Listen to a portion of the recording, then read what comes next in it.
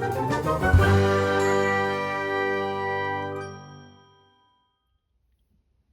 everyone, this is Chris, your friendly neighborhood Minnesota comic geek here with my Black Friday Part 1 haul video, and I'll get into it in a second.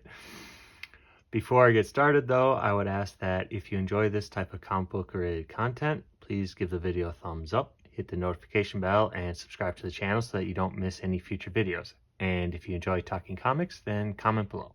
Alright, let's get into it.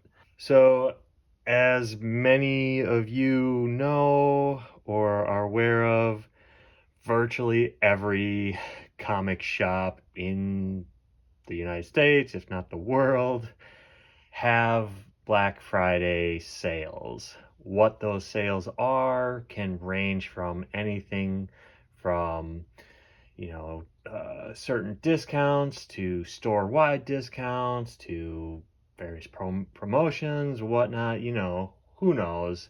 But I always kind of prepare myself in anticipation for these sales to come up on Black Friday or the whole Black Friday weekend. And this Black Friday of 2024 was no different. I wasn't expecting the sale that my local comic shop and their 3 locations dropped on Black Friday weekend. The sale that they were having, again, I wasn't expecting. They haven't done something like this in quite some time, but the sale they were having at all 3 of their locations around the cities here was store-wide $1 back issues, excluding wall books. But every back issue that was currently in their hundreds of back issue long boxes were $1 a piece. It did not matter what the sticker price was on those particular issues. If it was in the back issue bin, it was $1, which I was surprised at this deal. And so naturally, I had to go and try and find, see what I could find, see what caught my fancy. When comics are $1 or less, you just start pulling them out of the long boxes and just accumulate a large stack. And the actual Black Friday was no different for me. And you'll notice in my thumbnail I said this is part 1 of 2. This video is from the Friday stop at Hot Comics' Minneapolis location. I wasn't sure what I was going to find because I don't get up there that often to dig through their long boxes. I went with a slight idea of what the various titles I was going to look for, but ultimately I was just going to, see what I could find. And I ended coming away with 105 comics for a total of $114. That's with tax, which comes out to a per issue $1.08 per issue cost basis, which is fantastic when you consider the sticker price on each book, what they had originally wanted to sell these books for in their back issue bins. I added up all of those sticker prices for all 105 comics, and it came out to $602.75, which is insane to get that quantity price-wise for so cheap. So I'm going to go through these pretty quickly because there's 105 comics, and this is only part 1 of a Black Friday weekend haul sale. So starting off, I got Batman number 125 from the current run of the Batman title. This is the Jim Lee variant cover, which I'm always happy to add Jim Lee artwork to my collection. I got Batman 131, the Joe Quesada variant cover. Issue number 132, the Joe Quesada variant cover. Batman 133, the Joe Quesada variant cover. Batman 134, the Art Germ variant cover. He also has one that's a full color version of this image, but I'm a fan of his, and this is a slightly different style than most of his variants covers in terms of the rendering and whatnot. So really beautiful image. Happy to pick it up. Another Batman 134, the Joe Quesada variant cover. I should say, sorry. Batman 125, the key significance for 125 is the first cameo of Failsafe and the first appearance of the character Executor. Issue 131 is the first Red Mask and the first Jewel, an ally of Batman. And issue 134, apparently in this issue, Batman's hand gets severed. Crazy. Then I got issue 136, the Joe Quesada variant with a very creepy Joker doll. Issue 137, the Joe Quesada variant cover, which has a matching or connecting Joe Quesada cover for Catwoman. I forget the issue number, but I'll put it up on screen so you can see the connecting covers. Issue 139, the Frank Cho, Bernie Wrightson style pen and ink cover, or variant cover. And Batman 141, just randomly. Then I popped over I found a very good run of Champions issues from the Volume 2 series from 2016 by Mark Waid and Humberto Ramos. If you've never read this series and you like kind of teen, younger characters style theme stories, this series is fantastic. Humberto Ramos's style, his art is perfect for younger, more energetic style storytelling, which it's fantastic. It is a great read. I originally bought the issues as they came out back in 2016. Loved them. The characters, the collection of characters on this team is fantastic. It was when all new X-Men had come out and the younger version of Cyclops had been brought to the future and joins this team. So a teen version of Cyclops. But another reason I picked these up, besides loving the series to begin with, is that it's a part speculation in that we already have Miss Marvel in the MCU. We're going to be having the X-Men come in. Miles Morales already exists in the Sony animated verse, but there's talks of him coming to the live action sooner or later. They're going to be doing I think they're going to be doing a Nova Corps TV series maybe, and perhaps in the Vision Quest TV show they introduce Vision's family. Who knows? And maybe we wouldn't get the Amadeus Cho version of Hulk, but maybe Scar, Hulk's son, who's been introduced in the She-Hulk series, comes into play. I could foresee this series, this collection, this team becoming a MCU live action show, if not movie, down the road, maybe within the next 5 to 10 years. So, who knows? But still a great book to pick up. So I got issues number 3, issue number 4, issue number 5 with this awesome Gwenpool cover, issue number 6, issue number 7, issue number 8, And issue number 9 has key significance in that it's the first appearance and origin of the young Mexican-American character Red Locust, who's a descendant of the Brotherhood of the Locusts. So, little key significance there.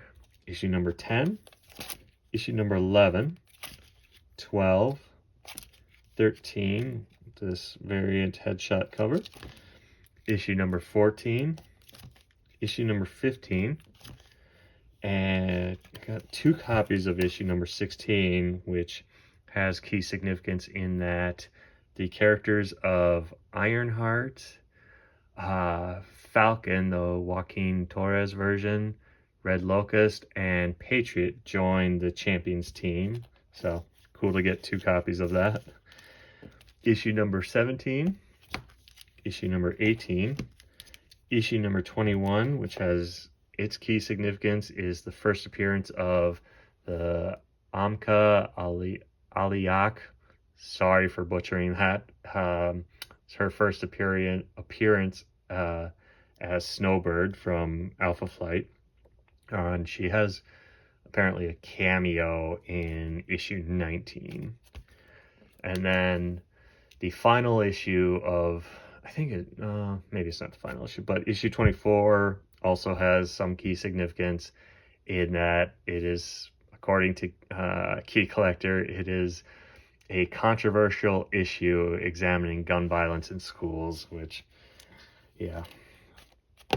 And then I got issue number 10 from volume 3 in the 2018 series, which only had 10 issues. So yeah, it's a final issue, Key. Yeah. Next up, I just happened to see these when I was digging and going around. The Empire mini-series from 2019, which was a 6-issue limited series. I thought it was okay. I can't remember if I ever actually finished reading the miniseries. I know I read the first several issues. Thought it was okay. But it's basically when the Kree and Skrulls unite to face a shared enemy. Hulkling from the Young Avengers plays a pretty prominent role in the Empire kind of event and, you know, miniseries here, being a hybrid of both species. Issue number 2, not necessarily key, but the Captain Marvel becomes a Kree accuser in this issue, I guess. And then I also got issue number 6, the final issue. Next up, I found several issues from the 2006 Wonder Woman series. It's a volume 3, features Terry Dodson and Rachel Dodson artwork. So huge fan of theirs, so always happy to add duplicates to my collection. I got issues 1, 2, 3, 4, 8, and 9. Absolutely zero key significance to any of those issues, purely an art buy. Next up, I came across a bunch of these, or a few of these Invincible Red Sonja Frank Cho variants from 2021. They're his kind of convention commission style drawings that he does, usually with some comedic quip on the cover. But I got issue 2 and 3. So I did pick up issue 1 at a previous sale like a week before this, so I've got the first 3 so far. I think there's, I don't know, either 7 to 9 of these covers going, you know, 1 through 7, 8, or 9. So goal is to kind of get them all as a small little Frank Cho collection. X-Men issue 2, just always pick this up when it's $1. Love specifically the first 3 issues of volume 2 with the Jim Lee art and Chris Claremont story. Got issue number 10, And then issue number 12, which is the first appearance of the character Hazard. You know, a pretty no-name first appearance. Picked up Uncanny X-Men 479, which is the first appearance of the Blade of the Phoenix. So, you know, some key significance there. Issue number 18 of Thanos. It's volume 2 from 2016, the Donny Cates run of Thanos. Those that don't know, the major issue from this series, if you can get it for super cheap, is issue number 13, the first appearance of Cosmic Ghost Rider and King Thanos. Our Key Collector has it priced for a high grade in well over $100, so it's becoming a pricey issue. But the whole King Thanos or Thanos Wins storyline at the end of the series from 13 to 18 is a fantastic story. Just from a reading perspective, I highly recommend it. I loved it. I love the take, the twist on things. So definitely worth a pickup. Came across Catwoman #1, the Dollar Comics reprint of it. Why not? And then Scarlet Witch Annual #1 from 2023. Just because of the Agatha All Along Disney Plus series, I figured I'd pick it up, see what this is all about. Then I dug through the Harley Quinn bins. I was looking for some comics for my niece, but also for some comics for me, the Frank Cho variants specifically for myself, but came across Volume 2 from 2013, issue #1, which is the first team appearance of roller derby teams, the Brooklyn Bruisers, Bowling Bell, Skyscraper, Summer Days, and Tanya Tank. It also has a first appearance of Queenie and Big Tony. I'm not a Harley Quinn reader, so I hope those names mean something to you, but this was a series by Amanda Connor and Jimmy Palmiotti. So got issues 1. Issue #2, which has a first appearance of Cyborg, spelled SY-Borg, and Madame Macabre. And then I got issue #3, which has the first appearance of the character Red Tool. So kind of cool to get the first 3 issues there. Picked up a few more copies of the Frank Cho variants from this volume of Harley Quinn. I forget which series it's from. Yeah, got issue #27 with her doing the yoga pose, issue #29 with her in the band uniform, and then issue #56. This one's again for my niece. Again, no key significance on those 3 issues. And then I grabbed several of these Harley Quinn 30th anniversary special #1s. These are big, thick, square-bound books, that retail for like $10. So like I got issue 1, the Frank Cho glow-in-the-dark variant. This is one I was going to give to my niece. And then I also got the Terry Dodson variant version of this. And for those that are looking for the high value collectible one of this particular issue, you are looking for the Adam Hughes Virgin variant foil copy of this book. It can go anywhere from $80 to $140, $160 maybe on eBay, depending on condition. If it's graded, it's definitely going for 140 plus. So, and I grabbed several more copies from the current run of Harley Quinn for my niece. I got issue 9 featuring Derek Chew cover, issue #13 variant, Derek Chew artwork, issue #14 Derek Chew artwork, and issue #15 Derek Chew artwork. Got issue #28 featuring the Jenny Frison variant, and issue #29 and 30. No key significance in any of these books whatsoever. And lastly, in the Harley Quinn department, I got issue number 1 of Batman White Knight Presents Harley Quinn. This is the kind of first first issue in the limited series of 6 issues in the White Knight imprint by Sean Gordon Murphy. He wrote it, but Matteo Scalera did the artwork, interior artwork for the book, or for the series. But I'm a huge fan of Sean Gordon Murphy's artwork and his storytelling, his takes on Batman and the Batman universe. The Batman White Knight original series and the spin-off series and other limited series for under the Batman White Knight imprint are fantastic standalone stories that kind of build on themselves, on each other as they've gone along. I highly recommend picking them up and reading them. If you can get the single issues, which are kind of hard to find now, get them.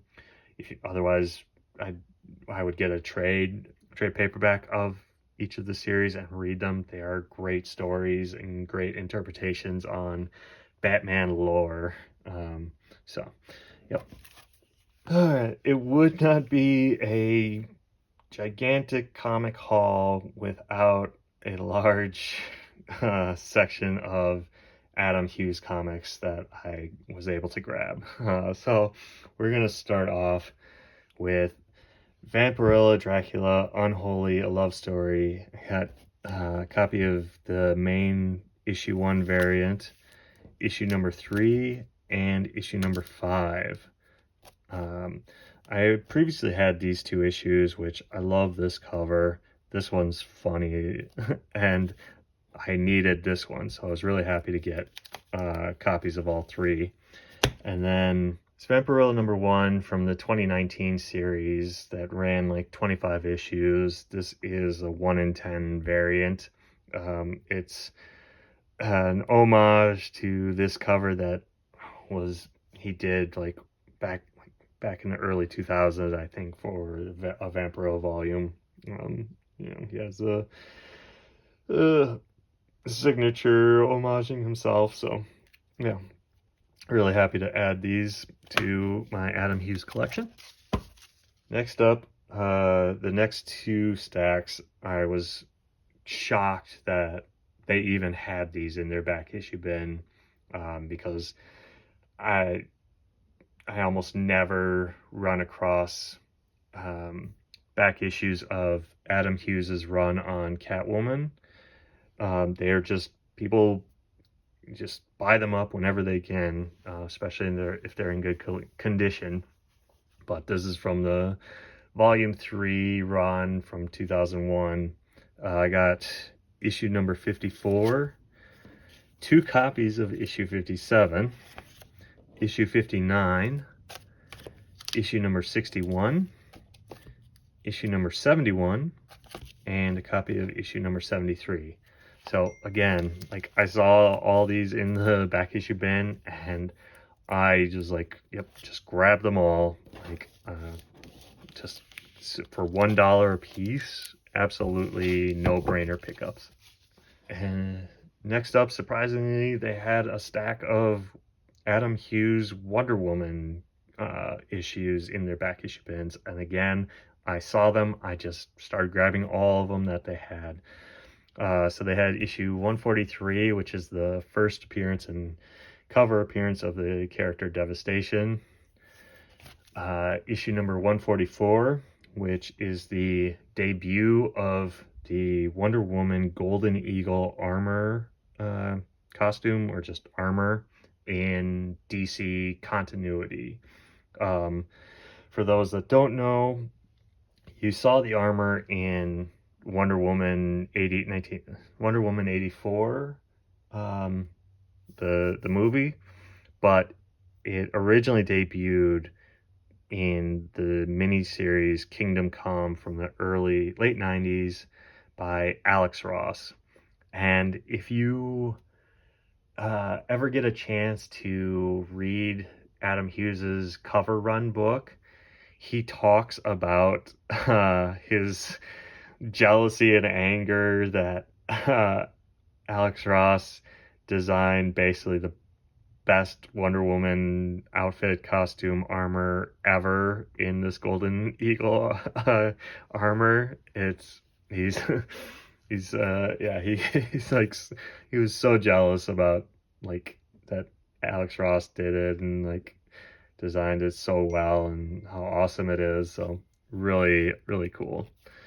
Got issue number 152, 155, 168, 170, 171, 177, 189, which this is one of my favorite covers that he did from his Wonder Woman run.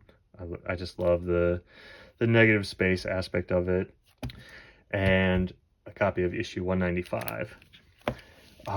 What's funny to me about Key Collector is when they decide and pick and choose which of like these comics are key issues based purely on the cover art alone, because there's several of these are key issues on Key Collector purely for cover by cover by Adam Hughes, which if that is the determining factor for labeling it as a key issue, then why aren't all of these key issues based on that like factor? I don't know. Something to think about. Something that's kind of like, I don't know, bothered me about Key Collector sometimes. Next up, I found a couple issues of his Batgirl run. Again, the key issue here is number 5. This the first appearance of the character Gretel. Then they had several copies of the first 3 issues of Invisible Woman, which is from 2019, which is her first solo limited series. And they had 2 copies of issue 1, 2 copies of issue 2, and 2 copies of issue 3. Issue 3 is the first appearance of the character Enemy Argent, so little significance there. But again, like, I love these covers, and especially number 1. Just a wonderful Sue Storm image. Next up, they had a few issues of the Fairest series, copy of issue number 11, issue number 13, issue number 14, issue number 29, and issue number 31. They didn't have any of the 3 key issues, issues 3, 31, and 33, so that's all right. Then they had a few issues from the 2018 Volume 5 Superman series, issue number 4, 2 copies of issue number 6, and a copy of issue number 10. And to conclude this very long haul video, they had 2 copies of Elektra Black, White, and Blood. So pick these up, and that will do it for this haul. Again, like, what do you think of all these pickups and the $1.08 price tag per book that I got these issues at? You know, how many of these do you think are steals? I mean, me personally, the Catwoman and Wonder Woman issues are absolute steals in my book. I was happy to get all of those issues, and those Catwoman and Wonder Woman issues, their values alone like more than cover the cost of the $114 totals that I spent. So everything else was basically free in my book, based on the sticker prices. So pretty cool.